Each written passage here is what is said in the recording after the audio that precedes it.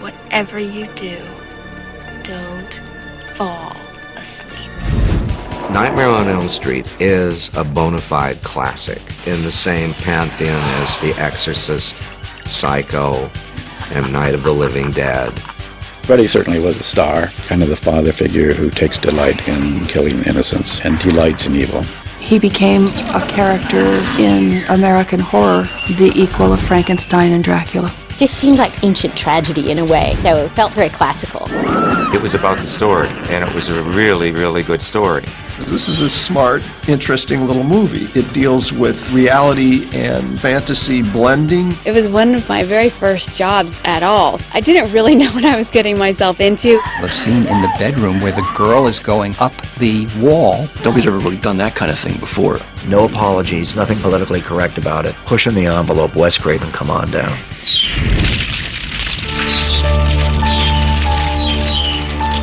Gonna get you.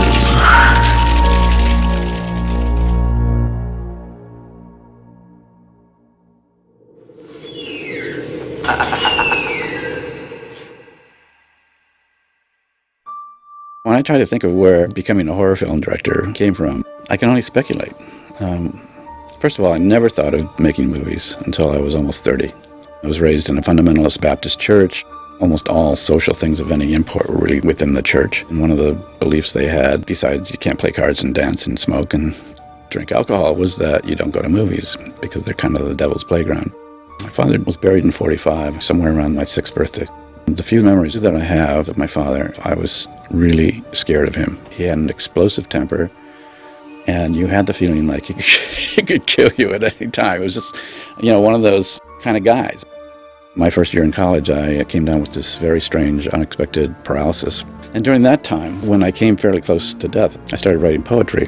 That and my love of books and novels started going into writing short stories and things like that, but none of them were, about horror. Films didn't really happen until I started teaching college. We had an art theater that showed all the European films, fantastic Bergman and Fellini films, this amazing sort of fluorescence of astonishing films. That was my notion, is I want to do something like that. Quit my job. I just went to New York to figure out how to make films.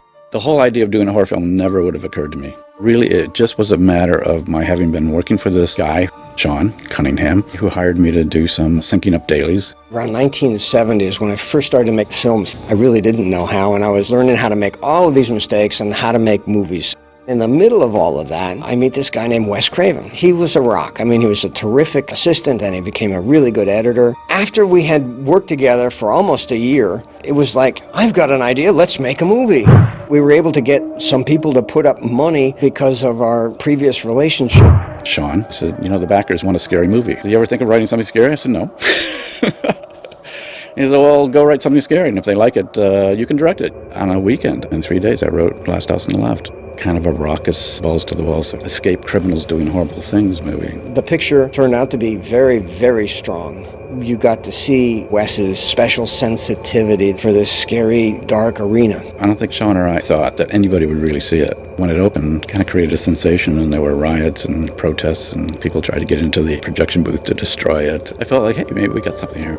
After Last House was released, Wes felt that he had his sample reel and had a kind of a hit movie. Actually, after Last House, I didn't make another film for, I think, almost 5 years because I was trying to do other kinds of films. And then at a certain point, my friend said, I can get you money to make a scary movie, write something else scary. That became Hills Have Eyes. The Hills Have Eyes, another sort of strange, stark, semi-horror thing which he was able to get done. And at the same time, Wes had moved to California, was trying to make his career here and got to do a couple of movies. Wes became a successful director, but he's still haunted by this idea of going back and trying to do this special movie. Nightmare was written after I'd done 2 films back to back. I'd made enough money on them to take 6 months off. So I basically took 6 months off and wrote and refined the script, Nightmare on Elm Street. Nightmare on Elm Street as a story seems to have its roots in these articles in the Los Angeles Times. The first article was about a young man, Asian descent, dying in the middle of a nightmare. He and the family had come out of relocation camps in Southeast Asia during the time of Pol Pot, when hundreds of thousands of people were just being slaughtered. About a year later, there was a second article. Then about 6 months later, the third, and the third one just got me. That was a young man whose father was a doctor. They had come out of relocation camps. He was having nightmares, and he was telling his family that there's something after me, and I'm afraid if I don't stay awake, it'll kill me. This kid decided he was going to stay awake. Sleeping pills the father had been demanding that he take were found under his pillow. He hadn't taken any of them. And he had a coffee pot in his closet full of black coffee with a long extension cord that he had hidden behind curtains. They were all sitting in the living room watching a movie, and he just kind of fell asleep. Carried him upstairs, put him to bed, pulled the covers over him, and everybody goes, thank God. Everybody goes to bed in the middle of the night. They hear screaming. They run into his room, and before they get to him, he is dead. Oh man, I got to do a movie about that. There are so many horror films that have used the dream motif.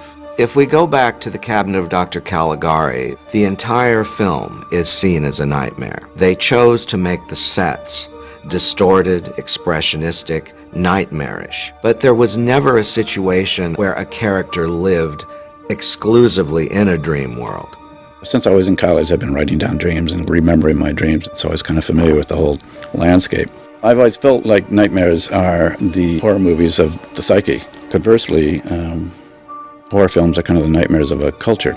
They talk about the things that our normal, rational mind or our polite society doesn't really want to bring to the dinner table. I was trying with Nightmare on Elm Street to think in archetypes. It was very much built on a system of kind of archetypical thinking and nightmares. It was right in there that Wes started to talk to me about this character that operated in dreams and was able to cross over into real life. Right away, I thought, you have to have an antagonist. You have to have the killer. And then it was a matter of just kind of designing him. By that time, Halloween had come out and Friday the 13th had come out, and they both were very powerful and successful films, and they had somebody in a mask.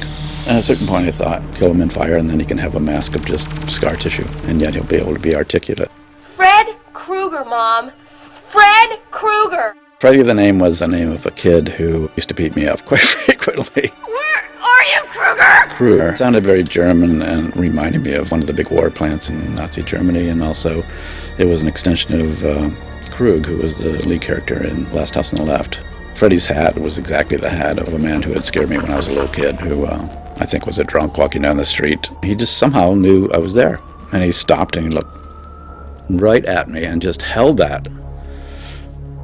It just scared the shit out of me. His sweater colors were out of an article I read in Scientific American, that these two colors were the most difficult for the human cornea or human eye to put side by side. The claws were the sort of pièce de résistance, and it was like, well, what does he have? Does he have a knife? Does he have a sickle? I think at that time we had a cat, and I just saw the cat doing this. You know, I was like, oh, yeah, right. You want to know who Fred Krueger was? He was a filthy child murderer who killed at least 20 kids in the neighborhood. The worst crime imaginable to me is to harm a child. The fact that he was a child murderer and a child molester was just about the most loathsome creature I could imagine on the level of what he did. The big problem was, how do you fight somebody like that? It became a matter of having a central character, Nancy, that dared to go into the nightmares, go into his territory. That's when I started poking around lucid dreaming and that concept that you can go into a dream and be awake. And I just invented this little conceit that if you were holding something when you woke up, it would come with you back into your reality. I brought something out from my tree. I would tell it in about a minute, and people would go, oh, I'd go see that in a second.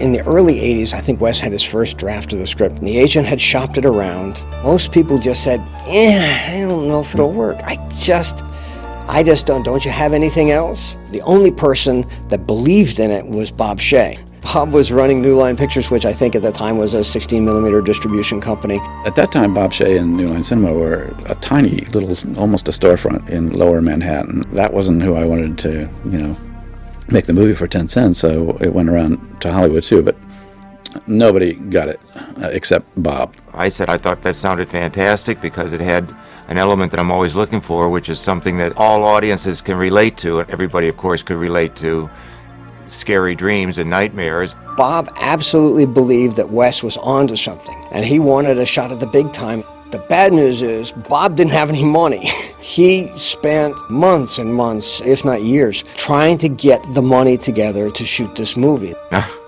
with great pain and suffering, I will tell you that. As much the pain and suffering you go through making a film is nowhere near the pain and suffering you go through financing it. In this case, I had to raise all the money outside. He raised the money basically, I'm sure, from his own money, and I'm sure from friends and family. And then he was looking for the major investor. Smart Egg was going to advance him $1 million for the picture. A week later, he called me and said they dropped out. Just about 2 weeks before we started shooting, he basically said, "You guys should all just go home and I'll call you if I find money."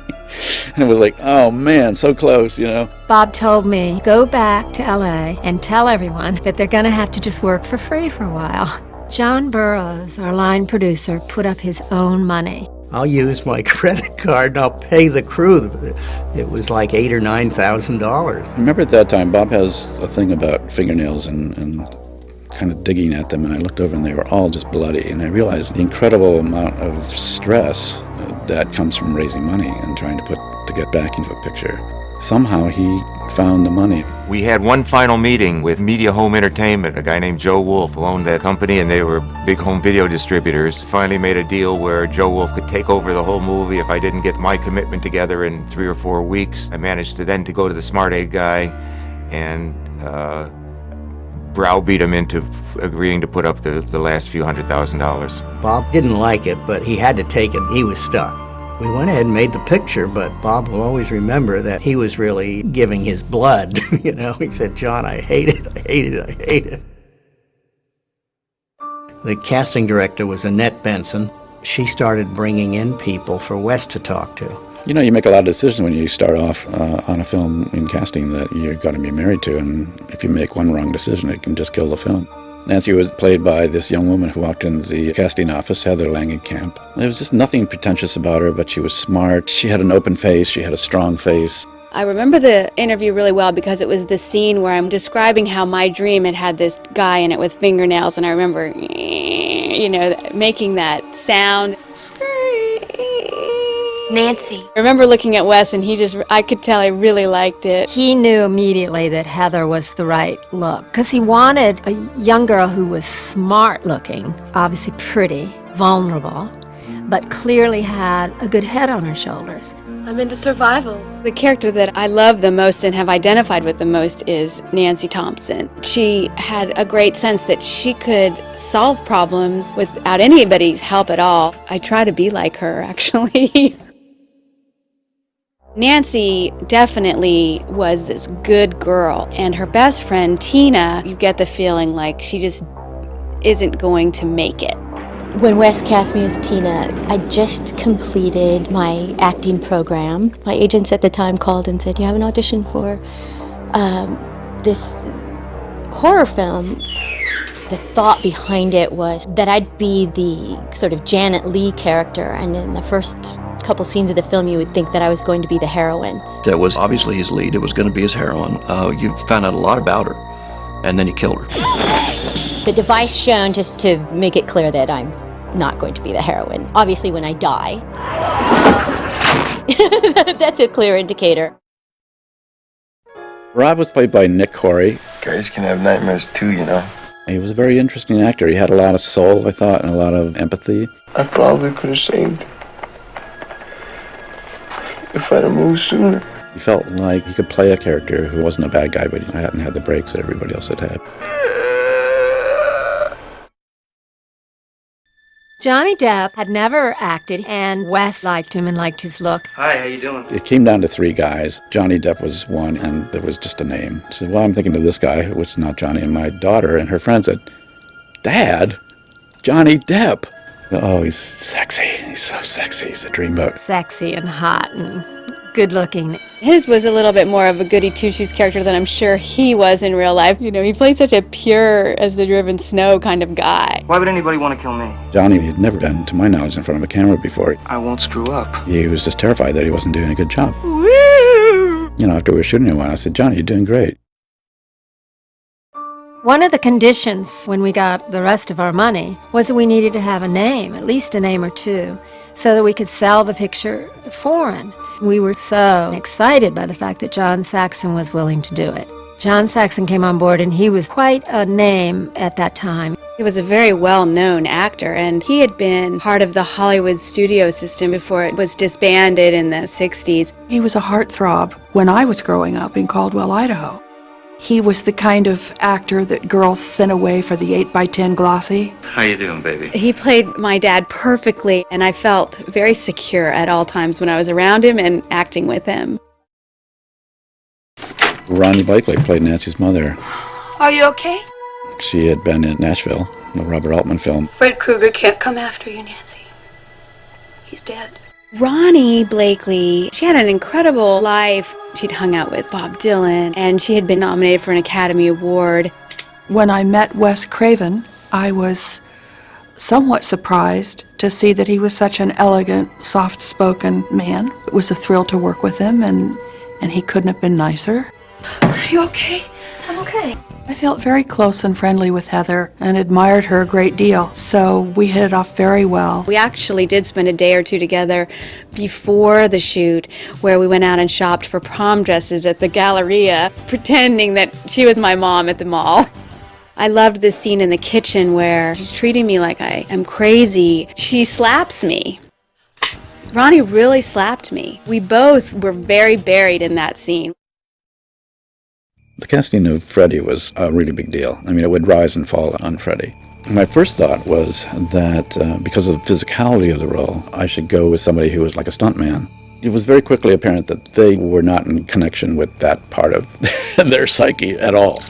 And then in comes Robert Englund. I think I'd done maybe 12 movies before I did Nightmare on Elm Street, but what happened to me was I finally stepped into television. I did this miniseries called V, which was sort of breakout for me. That was sort of my first taste of celebrity. In my hiatus from that, that's when I auditioned for Nightmare on Elm Street. My buddy smoked, and he'd ridden over with me, and I'd used some ash from the ashtray in my car, which is an old makeup theater trick, and put a little bit of circles under my eyes. It looks very, very real. You can fool people with it. I just sat there and stared back at Wes. Wes came out of the meeting and Robert had left, and he told me, he said, you know, he said, this man can do this. He was just full of piss and vinegar, and he just loved the role. And he said, I just can't wait to sink my teeth into this.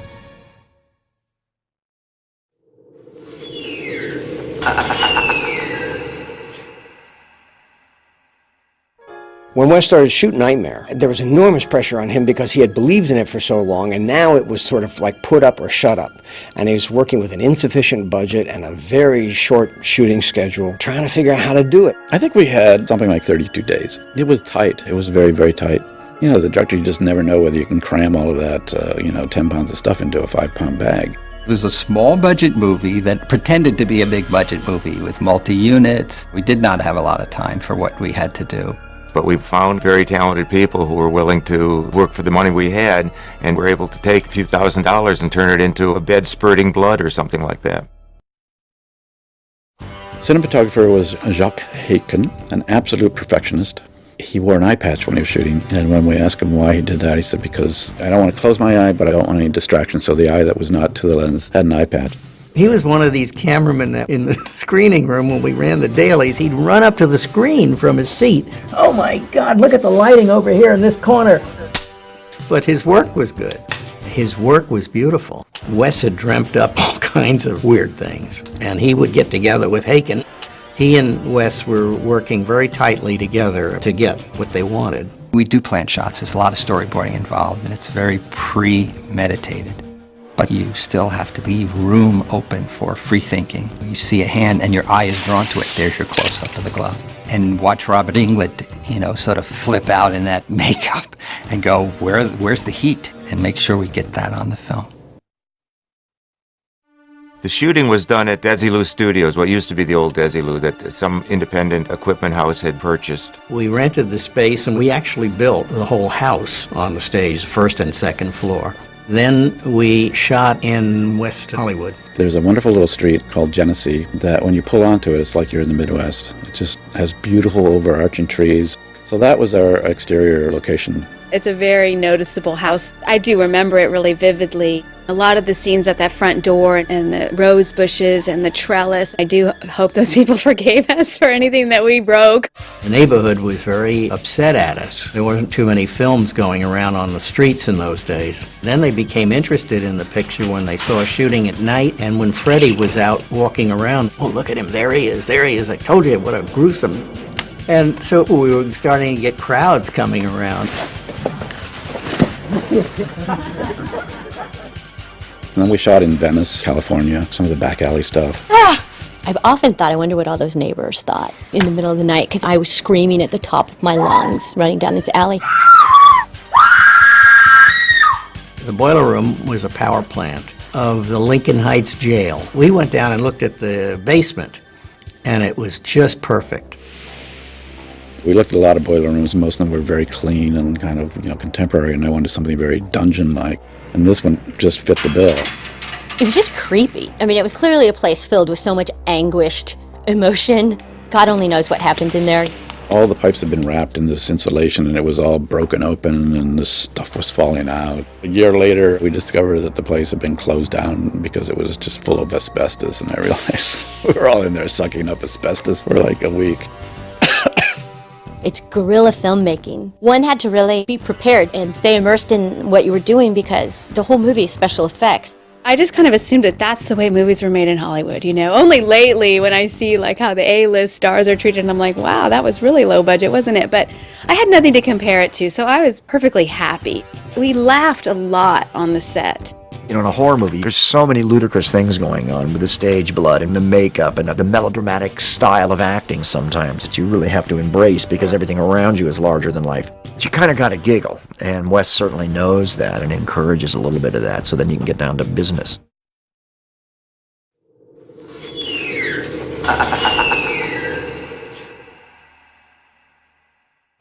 Freddy's makeup, of course. Wes Craven, he gave me the original script and basically gave me a little description of what he thought Freddy should look like.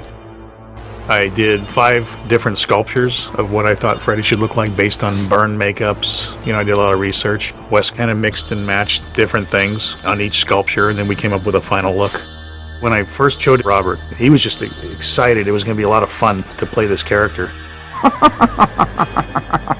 I thought, the makeup is so extensive that I need some humanity, and my eyes, my darting little beady eyes, will be the humanity. It took 3 hours. I think it was about 11 different pieces we had to glue down, because I had under pieces that glued down that showed the muscle, and then over that I put melted flesh kind of pieces, and I wanted it to move independently so you'd see his muscles moving underneath. When he first got into it, it was almost like he was afraid to move around, like it was gonna fall off or something. And he goes, "This is amazing, it all holds together and it moves," and he started moving his mouth around and moving his eyebrows, and he was just all excited after that. I remember the first time I saw Robert Englund wearing his Freddy makeup. It was so strange. I did not know what special effects makeup could do to a person. It was just so gruesome and so like shiny and oozy. He couldn't get out of it once he was in it. So, for example, if we ate lunch, there Freddy would be having lunch, which isn't exactly what you want to see across the lunch table. It got very difficult for Robert towards the end because his face was nearly raw from all the makeup. It got to the point where at the end of the day, he wouldn't even wait for me to come and take it off carefully with solvents and things. He would just rip the whole mask off. This is God. The famous glove, Freddy Krueger's glove. The original description in the script was fairly loose. Wes had a vision sort of in his mind of what it could do, but not how it was. He made the suggestion that it needs to be something that the guy could make himself with the things that you find in a boiler room. I did a sketch, a side view sketch of what the whole thing would look like, just to work out the geometry, how's this thing going to move, where the rivets need to be, how's it attached to the glove. And then I handed the work off to Lou Carlucci and Charlie Bellardinelli, who were 2 of my guys, to actually build the glove itself. We wanted to use a commercially available knife. This little Echo steak knife was the most brutal looking thing. Reground, remounted on the glove to make those long talons. I remember the first time Robert tried the glove on. First thing he did was cut himself, like everybody did, because we didn't realize that if you folded your fingers all the way, the knives went into your wrist. But then he sort of looked at Wes and got that smile on his face and went, That became his look with the glove. Gonna get you. I really began to play with it. You know, and that would be what happened to me. I remember playing around in craft service and goofing in craft service with it, you know, putting different, jujubes and marshmallows and putting jelly on it, making it look like guts and stuff like that. That's when I really got comfortable with it and really began to really get it into the frame. It's gotta be the scariest looking thing. It just looks so homemade. It looked like something that some psychopath would have made. They had several different ones. They had sharp ones and plastic ones and non-sharp ones. And whenever Freddy would grab me, I'd say, this is the not sharp one, right? And often they would forgotten to switch him out. He's like, oh no, this is the sharp one. Yeah, it caused us a lot of nightmares. It was very strange to see Robert interact with people. He went from being this nice guy and real talkative and everything, and then all of a sudden you'd hear action. You just see this whole dark cloud come over. Speed, marker. Once he put it all on, he sort of got into the character. He enjoyed playing that part. He relished it. Tina, watch this. I could tell that there was a really strong actor playing the role. There was something there that was going to be a real-life, breathing character. Robert Englund was a classically trained actor at the Royal Academy. He really brought this character to life as if he was playing a Shakespearean role. He would practice movements that would be extremely dramatic. There's so much drama to every single line that he delivered. What I took was Klaus Kinski. I was really impressed with his Nosferatu, and I took the thrusted neck that Klaus did on that. And then the other one was, there was a certain kind of, a you dirty rat kind of swagger that Jimmy Cagney had that I wanted to bring to Freddy. Sometimes even walking crossover like a surfer walks on a surfboard or like a runway model. It gives Freddy a kind of a glide. I remember seeing there once, and Johnny and Heather were sitting there getting makeup on as if they needed it, these two beautiful young kids. And here I am, and I'm getting basted with a turkey baster full of KY jelly. I envied them. I envied them their youth. I envied their beauty. A light bulb went off. I could use this as Freddy. It was a shorthand for me to get angry. I'm gonna split you in two. This was a guy that knows what's in your underwear drawer. This is a guy that knows what you're afraid of. This is a guy who knows what's in your diary. This is a guy that knows your weakness and can exploit that, and that's a real violation. Look, all better for me, but not for you.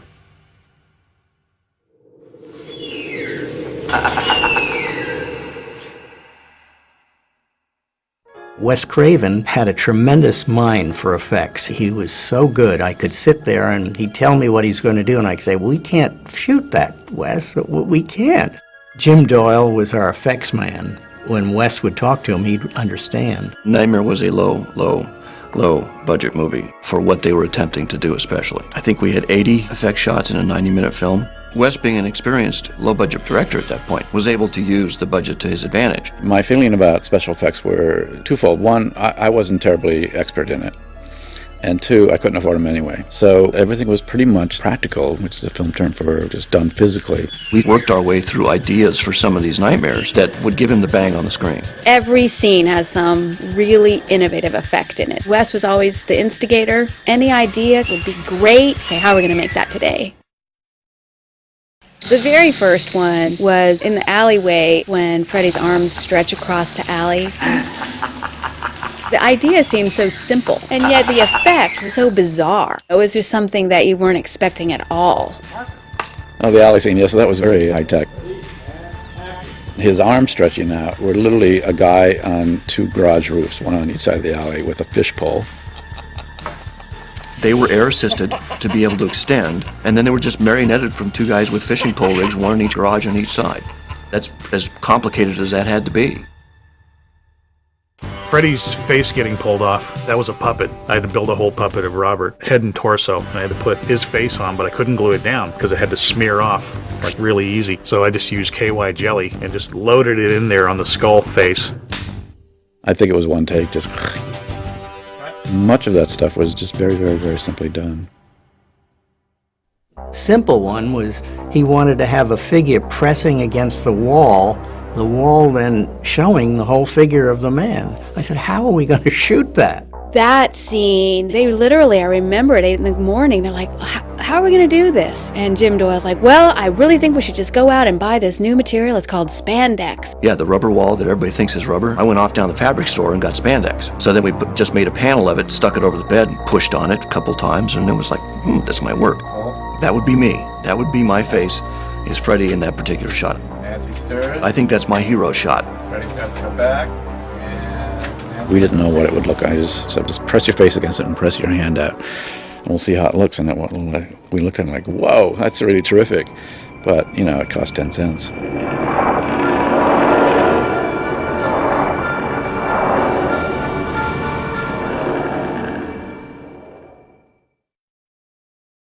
Of course, the bathtub scene, which is probably people's favorite scene. Just that idea of the claw coming up through the water between my legs while I'm sleeping in the bathtub. How are we going to do this? Well, you're going to be on this little box in the bathtub, and then we're going to have Jim Doyle from underneath who's going to, stick the claw up through the bathwater bubbles. I'm like, okay, you guys have obviously thought about this more than I have. It wasn't a difficult thing to do. We just cut a hole under the bathtub, cut a hole in the bathtub, sealed a tank below. And action. I just held my breath and just would, duck under the water when Wes said action, and I could hear him because he was right next to the wall, so I could hear him through the wall. And I just took cues from him. Right, too high. And had to be really, really, really careful because that was the sharp glove. Hand up. I loathe to admit that's not me between Heather's legs in the tub. I'm just Jim Doyle again, working 24/7. No, get up, Jim. Okay, Jim, ready? Take your breath. Are you ready? As soon as he's under, I'll start. Yell action, I guess. As soon as you're ready, Jim. Action. Underwater. That was all done at a pool with black plastic sheeting so that you couldn't tell how deep the pool was. It looked like it went forever down there. We all went under that Viz Queen on scuba equipment. We all thought we were going to drown. We all just thought this is the most dangerous thing we've ever done. There's some props that the special effects guys bring onto the set. I think Wes invents these kinds of things to just get me. I have to get over that, and it usually takes me a couple of minutes. I was in the lab one day putting the phone together with the mouth and the mechanical tongue. It was a cable-operated tongue device, so he could make it go up or down, left and right, and pull it in and out. It was just like a simple prop, and all it did was just that. Then when I saw how it worked, and I saw the line that was going to be read, I knew that would become one of the most famous lines from the movie. It just had all the ingredients of being one of those great movie lines. The thing I walked away the most from the entire film was that I felt that it was a film about blood. No!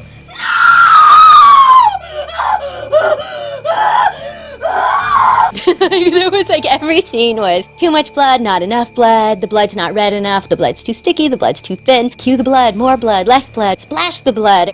I clearly had read it and interestingly enough not really processed some of the more adventurous things I was going to have to do. One day on the set, a prop guy came up to me and was like, oh, now, just wanted to show you the body bag. And I'm like, all right, like, why you're showing me? That was awful, being in that body bag. Your psyche does not want to be in that bag. You hear about body bags, you're just not supposed to be in one. Also because I was sharing it with creatures. I had to stand in this bag with these things. It was just awful. I was terrified and grossed out, and I thought, this is just awful. Centipede? Wait, I don't remember reading that in the script. They shot with my face with a rubber centipede, me pushing it out, and then they used the cast face with a real centipede. I don't know what this has to do with acting. I don't think I want to do this. The biggest thing in the picture was the revolving room.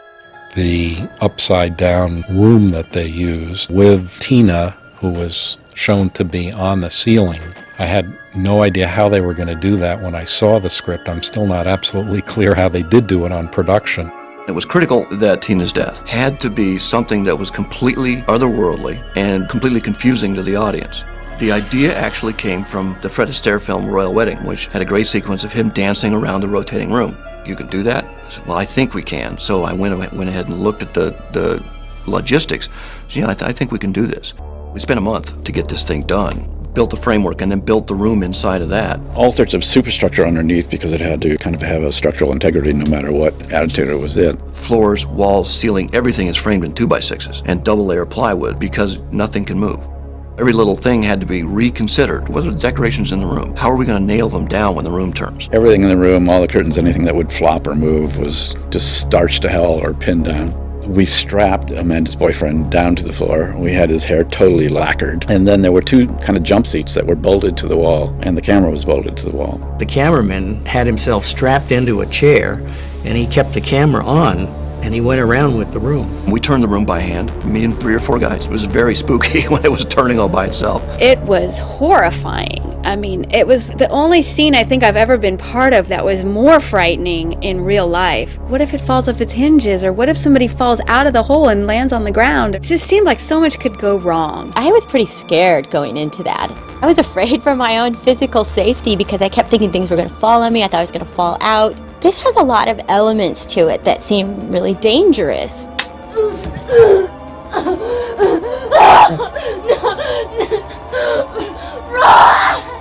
We shot the whole sequence and it just dragged Amanda up the wall. It just was the spookiest thing in the world. The only thing was, as soon as anybody walked into the room, they got totally nauseous because it was so disorienting. I look up and there's the bed above me. Completely freak out. I get complete and utter vertigo and I start to feel that I'm falling. Wes's head comes through this hole in the floor and he's like, look, I am standing on the floor. This is my head. You're on the floor. You're looking right at me. Amanda, this is down, this is up, this is down, this is up, just before the take. And action.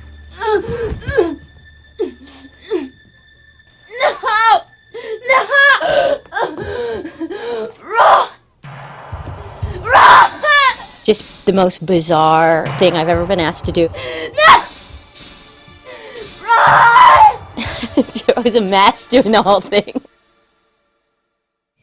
And then we took the same room and used it as Johnny Depp's room for the bed sequence. The part pulling him down through the bed was easy, but then when the mother comes in and sees all the blood come out, we inverted the room. It's actually inspired by Kubrick a little bit, because The Shining had come out, and there was that scene with the blood spilling out of the elevators. And I thought if you could get away with it, I could. Roughly 220 gallons of the blood, as we called it. This was actually made with water, with food coloring and a little bit of poster paint to make it thick. It was stored on a scaffolding above the stage. Imagine it's like a lottery drum. There's a platform with guys waiting at the top. The drum turns, and when it hits the mark, boom, and that's the bed. Nobody could see anything because the room was all closed. All we could hear was this thunderous pounding on the floor, which was now the ceiling, of all this blood dumping into the room. It was probably about 30 of the most exciting seconds I've had on a film set. The stunt coordinator was Tony Caesar. He did some really hard falls. There's a scene where Freddy gets knocked by the sledgehammer and falls backward over the railing. I thought he had broken his neck for sure because his body rotated and he just turned his head sideways for a split second and hit that thing like a ton of bricks. The whole plywood, which was like 3/4 inch plywood, was cracked. His specialty was burn scenes, where he would paint his body with filament and light himself. This guy was supposedly one of the top body burn guys in the business. This guy's nuts. He's good. He knows what he's doing. He did what he said was the longest fire burn done to that time when Freddy was caught on fire in the basement, runs up the stairs. I couldn't believe this guy was actually doing this. It's nuts. We're sitting there with the fire extinguishers. When is he going to stop? He rolls back down the stairs on fire. Nobody'd ever done that before. Gets up, starts back up the stairs. And we're like, okay. Finally, he went down, hot enough, and we put him out. They put him out and he stood up and said how to go. So it was pretty amazing.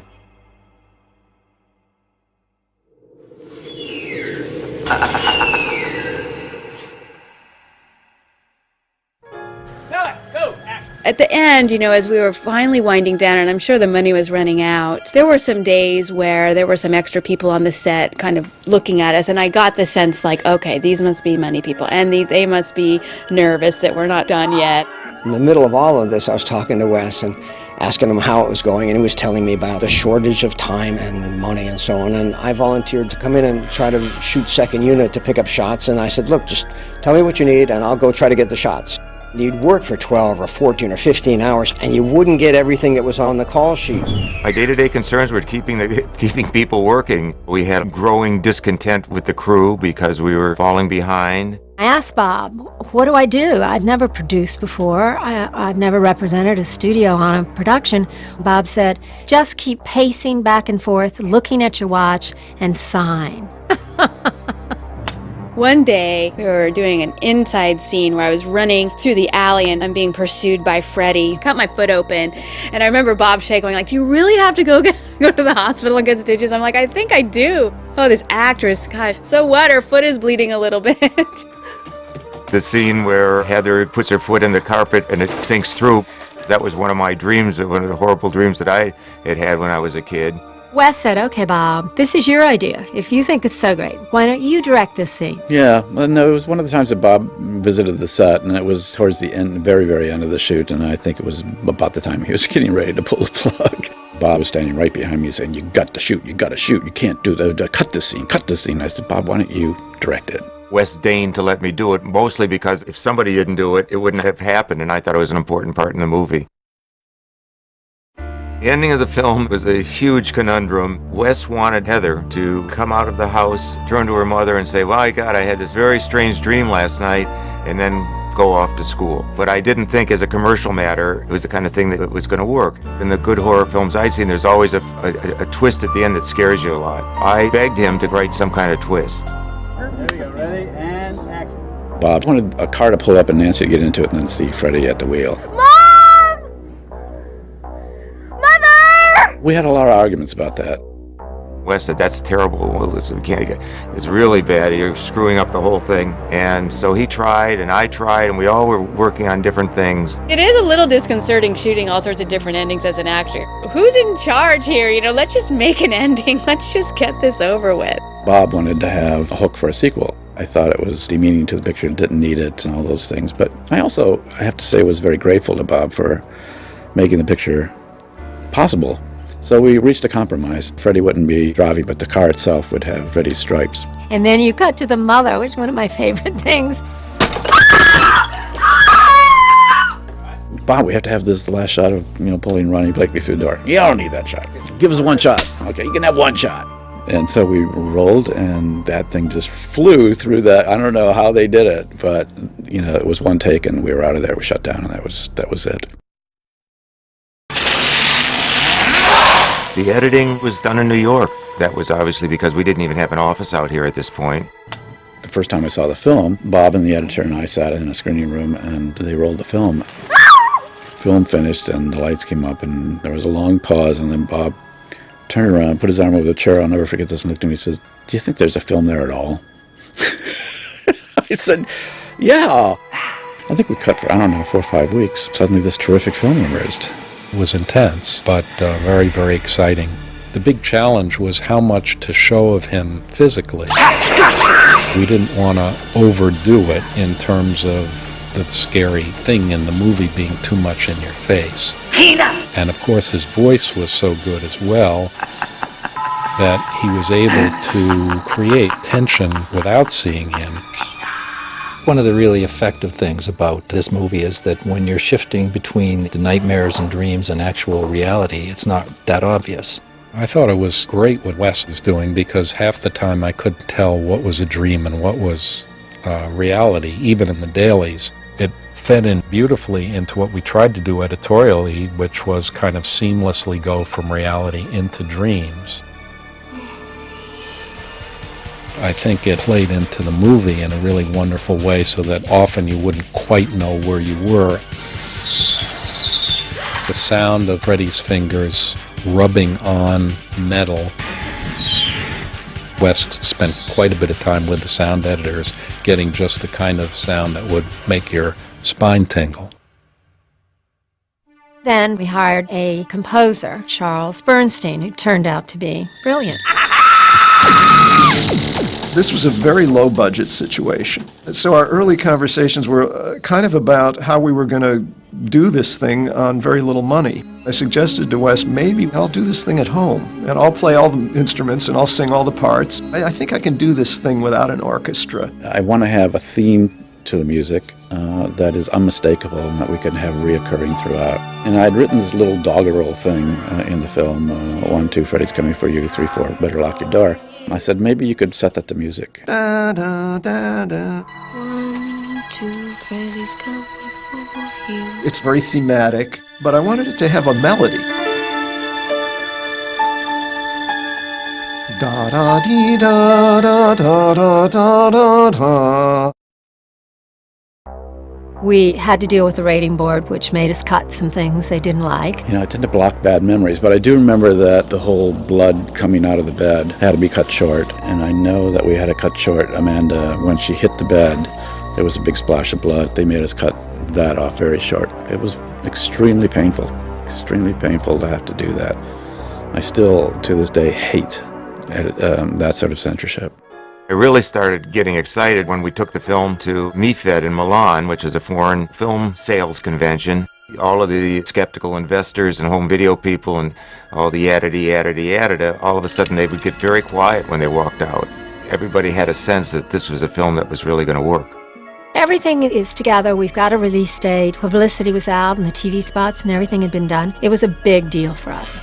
The week before we were supposed to open, the lab we were using wouldn't release the negative because they hadn't been paid. We didn't have the money to pay them. Bob somehow worked out some kind of deal to pay the lab all of their costs. Bob got the movie made because otherwise there would have been no prints on the screen.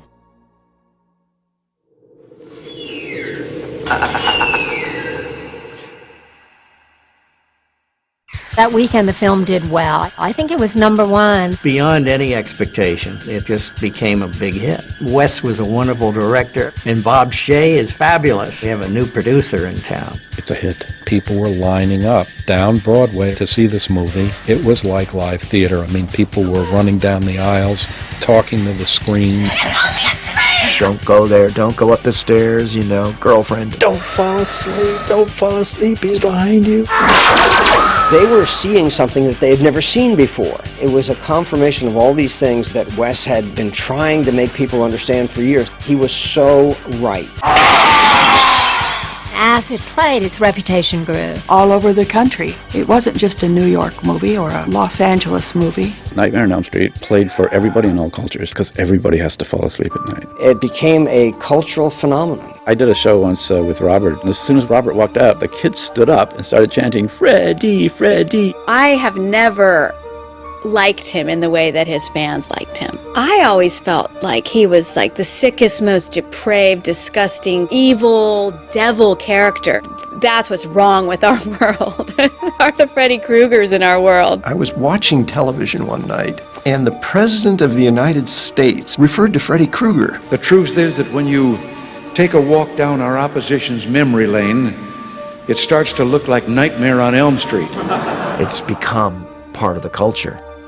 You have no control over that, and it goes where it's going to go. Through video, it had such a huge following. That's when people would come up to me, and I was like, oh my gosh. There's millions of fans now. They just love every single moment of that film, and they've memorized every line. This is just a dream. This isn't real. And then there's girls who really love Nancy and are inspired by her strength. It's just amazing to me. I don't think it's an accident that A Nightmare on Elm Street would come to be made in the mid-'80s. We had AIDS, we had an economy that was going to collapse, and in the midst of this you get this vision. All right, we're going to show you Elm Street. It's the disintegrating middle class, the single parents and alcoholic parents and neglectful parents. Freddy's punishing white bread America. This is a film about people being put in jeopardy by lies. You knew about him all this time? And you've been acting like it was something I made up? Freddy wants to destroy you because you are innocent in your youth and you have your whole life ahead of you. Freddy kind of spits the last minutes of adolescence back in the faces of his victims. You die. Freddy Krueger is in everybody's mind, the boogeyman. You think of Freddy Krueger. I always think Freddy's in the parking lot when I'm walking in my car at night. You know, I hear an elevator and I think Freddy's going to step out of it. I dream of Freddy all the time. It's a terrible thing. It's a terrible thing.